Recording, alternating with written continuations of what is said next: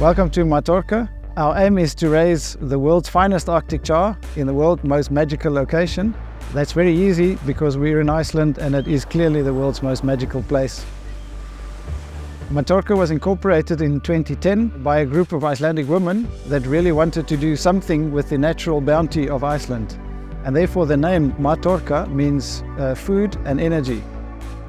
We are totally vertically integrated. We have our own hatchery where we raise fish from eggs, and then we have our own processing plant where we produce mostly pin-bone out fillets for markets both US and Europe, but also we sell a decent amount locally in Iceland. The current project with Maritech is phase 1 of what we see of several phases making use of their technology, and we see their technology as a key part of us unlocking all the benefits of having automation and digitization in the processing plant, but also for traceability and as a big part of food safety going forward.